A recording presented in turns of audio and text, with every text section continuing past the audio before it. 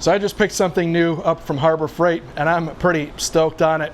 Hey guys, this is Dan with Gears and Gadgets. Thanks for tuning in, back with another video a day till this channel hits 100K. This is now video 76, and this is what I just picked up. The new 1.5 ton Badland Off-Road Jack.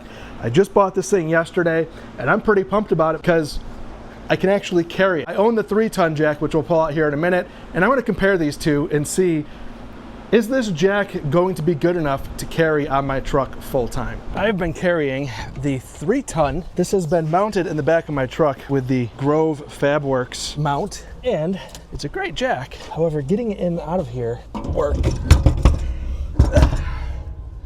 This thing is not light.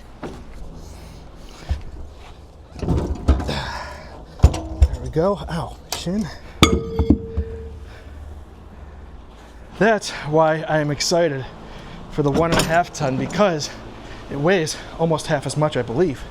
I love this 3-ton Jack because it is a beast, but because it's a beast, it's also a giant pain to lug this thing around. And that's the only reason I picked this thing up, is just because this one is a pain. Let's get this guy opened up here. Some hardware, wheels, and oh my god, that's so much smaller. That is so much smaller. Jack handles. I'm going to test this Jack to its capacity by jacking up the rear end of my truck, which is basically all of that 3,000-ish pounds. I could get up and get a real socket, but we'll use their janky little tool they provide. The wrench is good enough just to get 4 on, and then it rounds itself over. Perfect. Why over-engineer it, right? Our jack handle in here. Right away, I like the fact that it has a wheel brake, which the other one does not. And there's been a few times where this 3-ton Jack is even on my garage floor, which is pretty flat, but it has a little bit of a dip here and there. When that thing gets going, it's a lot of inertia and it just keeps on going. So it's nice to have foot brake there. Let's see how much different these things weigh, because that's the ultimate end goal here. Right off the bat, my lower back scale. So much lighter. 0 pounds. Let's go big boy first. Oh, jeez. 72.22 pounds for that guy. Not light. NASCAR with it. So much lighter. 47.90 pounds. So that is a difference of 22 pounds. And the reason why that's so significant is because with jacks, it's basically just a bunch of deadlifting, and that extra 20 pounds makes a difference. It's a lot of getting down, lifting with your legs, still putting it on your lower back, feeling that. So this is going to be way easier to hoist in and out of the back of the truck as a mobile Jack. The 3-ton Jack I will still keep around for around the garage, because it still is, it's a fantastic Jack. It's just more than what I need for a mobile Jack in the back of the truck. When I go to lift the rear of the truck, it is 2,920 pounds.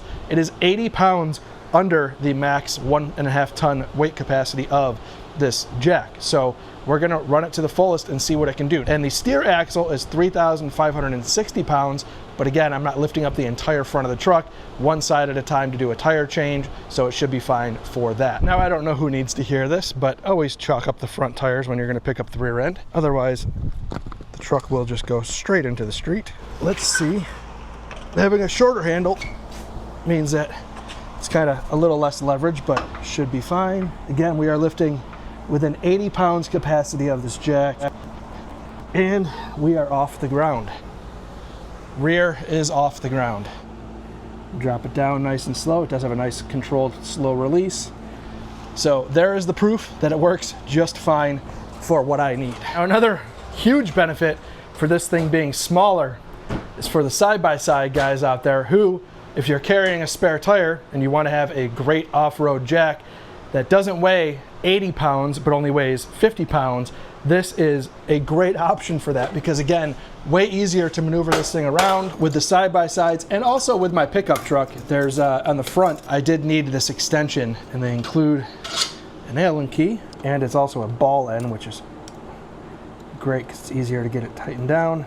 And the thing with side-by-sides that makes this more impressive is that they have so much suspension travel that you need a jack that can get it lifted way up. We're still not actually up all the way, so we'll drop it down again, and we can take this, raise it even higher. There we are, off the ground. And then we can take this all back apart and stow it away and throw it back in the back of the truck. So I know the comments are inevitably coming about the price difference between this jack and this jack. A lot of people are gonna say, for the slight price bump, why would you not go with the 3-ton?